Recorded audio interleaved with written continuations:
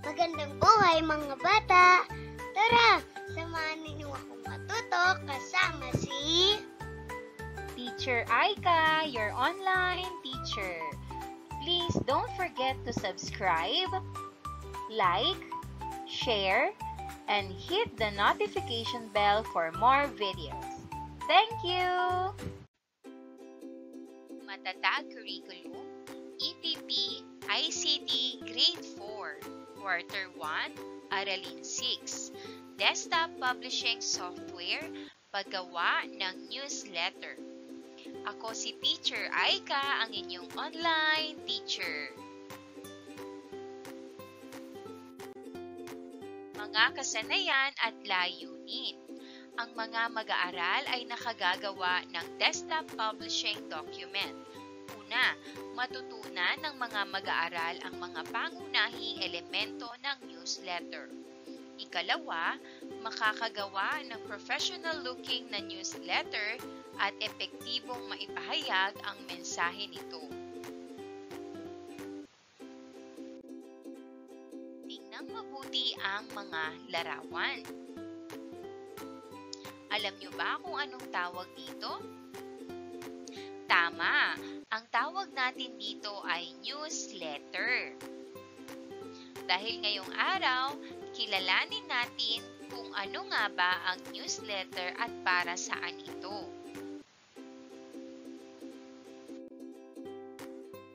Nakakita na ba kayo ng isang newsletter? Ano-ano ang mga bahagi at impormasyon na nakalagay dito? At ano-ano ang mga gamit ng newsletter?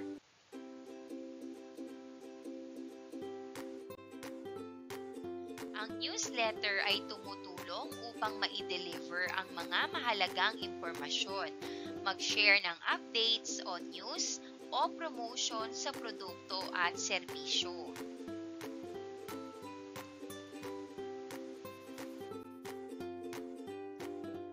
Ay isang napakagandang material upang mapanatili ang koneksyon sa mga customers, followers o clients.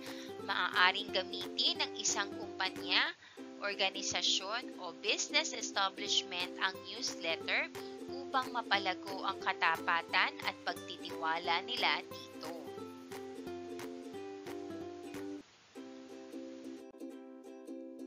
Sa pagtatapos ng araling ito, magagawa ninyong gumamit ng Microsoft Publisher upang makagawa ng professional-looking brochure at newsletter.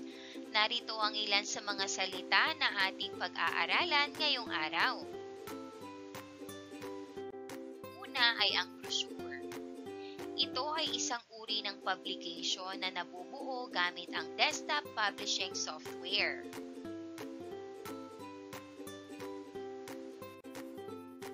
Ikalawa ay ang newsletter. Ito ay tumutulong upang ma-deliver ang mga mahalagang impormasyon, mag-share ng updates, news o promotion sa produkto at serbisyo. Ikatlo ay ang design. Ito ay tumutukoy sa proseso ng pag-aayos ng content upang maging visually pleasing at madaling maintindihan ang mga impormasyong nakasaad dito.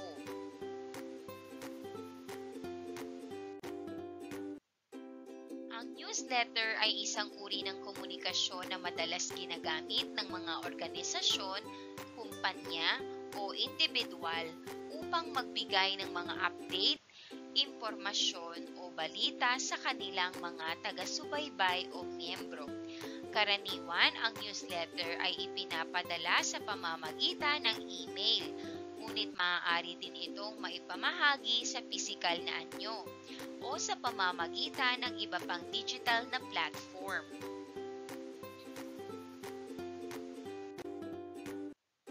Ang newsletter ay mahalaga dahil ito ay tumutulong na panatilihin ang koneksyon sa mga tao, magbigay ng mahahalagang impormasyon at ipakita ang mga bagong bagay tungkol sa isang organisasyon.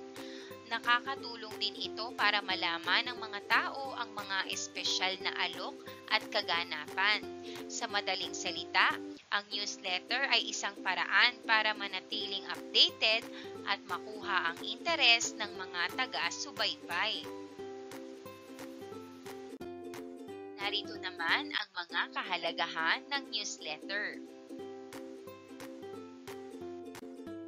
Ang newsletter ay mahalaga dahil ito ay una, nagpapanatili ng ugnayan sa audience. Tinutulungan itong manatiling konektado sa mga tao.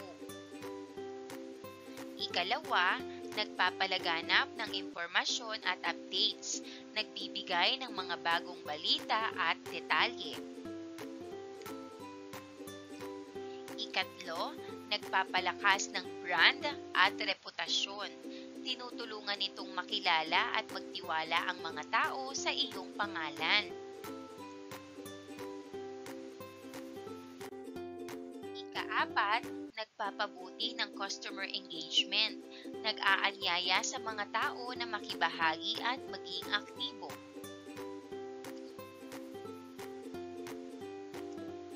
Ikalima, nagpapalaganap ng promosyon at alok. Nagbibigay ng impormasyon tungkol sa mga espesyal na alok at diskwento.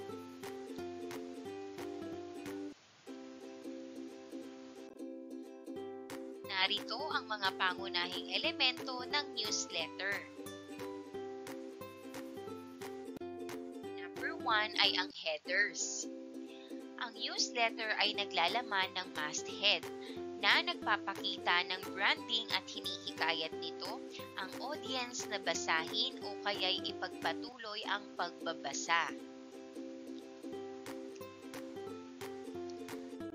Number 2 ay visual elements. Ang newsletter ay naglalaman ng mga vibrant photos, vivid illustrations o kombinasyon ng dalawa. Number 3 ay content section. Ang content ng newsletter ay naglalaman ng articles, tips o product highlights. Ang content ay nagbibigay ng gabay sa reader hanggang sa makatuntong sa desired na aksyon.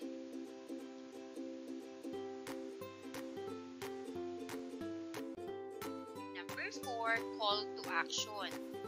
Ang bahaging ito ng newsletter ay nagtutulak sa nagbabasa mula sa engagement hanggang sa aksyon.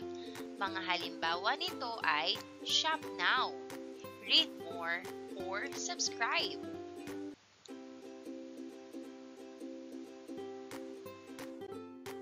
Ngayon naman, dumako tayo sa isang pagsasanay, paggawa ng newsletter.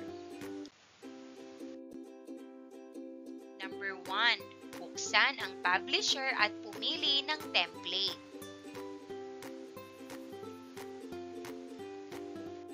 Number 2, i-click ang built-in newsletters at pumili ng template sa mga kategorya.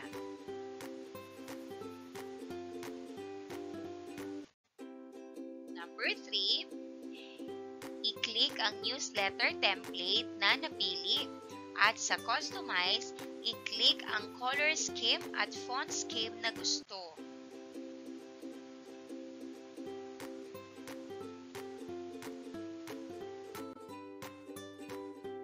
Number 4, i-click ang business information na kailangan or gumawa ng bago.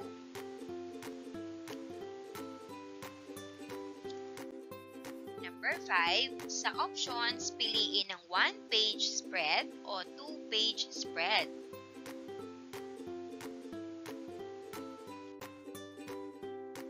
Number 6, i-click ang create, makikita ang newsletter sa work area.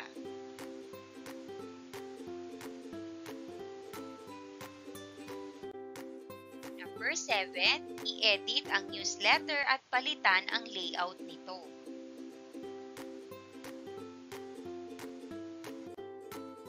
Number 8, sa Page Design tab, i-click ang options at piliin kung ilang column ang ilalagay sa bawat pahina.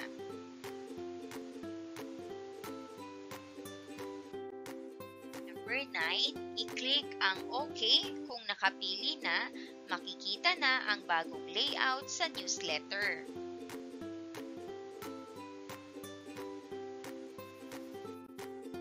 Number 10, i-modify ang mga text sa newsletter sa pamamagitan ng mga sumusunod na hakbang. Letter A, sa bawat block ng placeholder text, gawin ang isa sa mga ito. Una, piliin ang placeholder text at mag-type.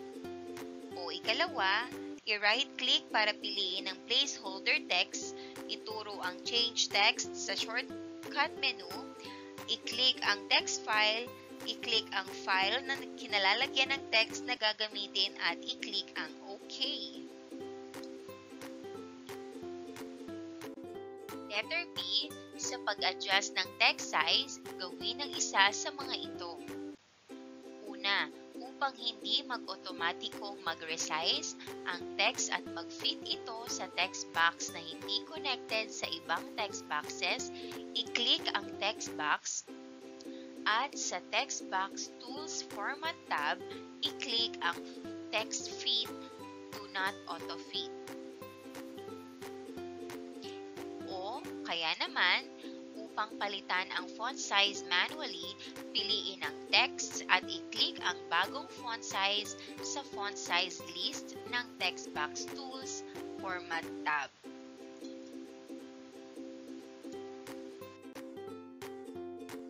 Number 11, palitan din ang picture o mga picture sa newsletter.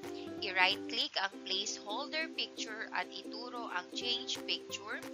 I-click ang change picture.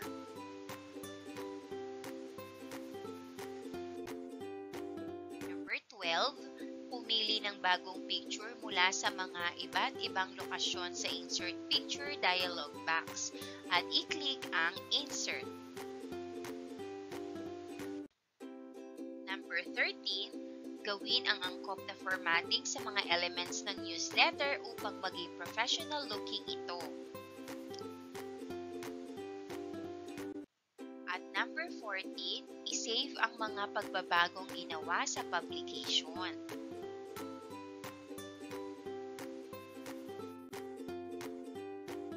Number 15, maglagay ng kaukulang file name sa iyong publication at piliin ang lokasyon kung saan isi-save ang file.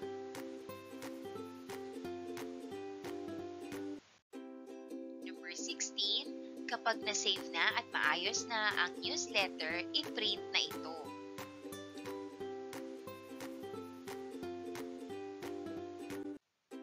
Para naman sa paglalapat at pag-uugnay ng ating aralin ngayong araw, narito ang sagutang papel ng pagkatuto. Ang pamagat ay My Newsletter. Ang gawain natin ay paggawa ng newsletter. Ang layunin, makagawa ng isang newsletter. Kagamitang kailangan, computer at desktop publishing software. Panuto, gawin ang mga sumusunod na hakbang upang makagawa ng isang newsletter. Number 1, isipin kung ano ang magiging paksa ng iyong newsletter. Maaaring i-feature ang mga iba't ibang kaganapan sa inyong paaralan gaya ng katatapos lang na Clean and Green program. Number 2, gawin ang draft at i-layout ang mga iba't ibang elemento sa mga bahagi ng newsletter. Number 3, i-format ang newsletter gamit ang lahat ng mga natutunang formatting commands at i-feature at features ng publisher. Gawing professional looking ito. Number 4, kung tapos na, i-save ito sa computer at gamitin ang file name na My Newsletter, Your Last Name. I-print ang newsletter at ipasa ito.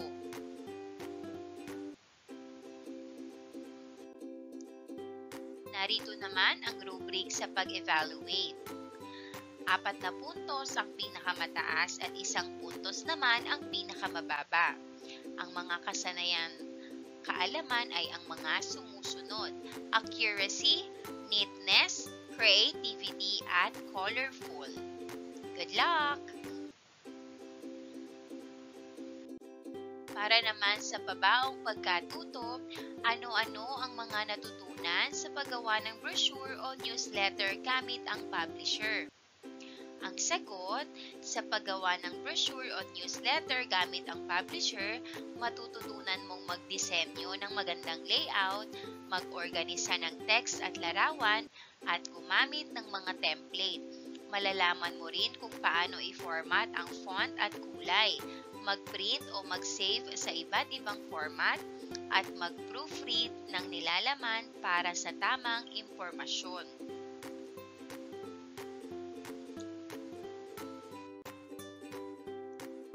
Ano-ano naman ang mga dapat isaalang-alang sa paggawa ng brochure o newsletter upang mapaganda ito gamit ang mga iba't ibang pamamaraan? Ang sagot, para mapaganda ang brochure o newsletter, gumamit ng malinis na disenyo, magdagdag ng mga larawan at graphics at ayusin ang nilalaman ng malinaw. Tiyakin na kapaki-pakinabang ang impormasyon, may malinaw na call to action at walang mga pagkakamali. Piliin ang tamang format para sa pag-print. At ang ikatlong tanong, bakit ito mahalaga? Ang sagot, mahalaga ang magandang brochure o newsletter dahil ito ay nagbibigay ng malinaw at kaakit-akit na impormasyon sa mga mambabasa. Nakakatulong itong makuha ang kanilang atensyon, palakasin ang iyong mensahe at hikayatin silang gumawa ng aksyon. Ang profesional na itsura at maayos na nilalaman ay nagpapataas ng kredibilidad at epekto ng iyong komunikasyon.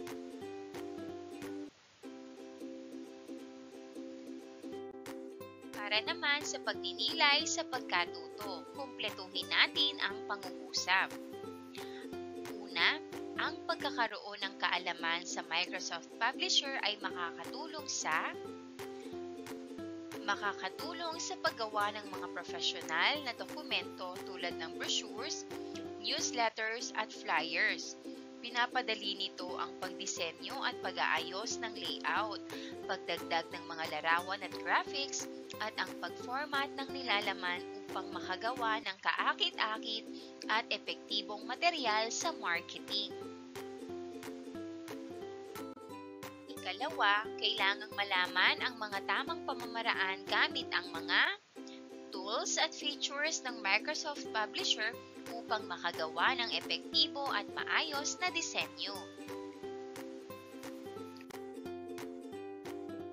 Ngayon naman, para sa ating pagsusulit, i-finalize ang ginagawang brochure at newsletter at mapipili ang 10 mag-aaral upang mag-present o magpakita ng output sa klase.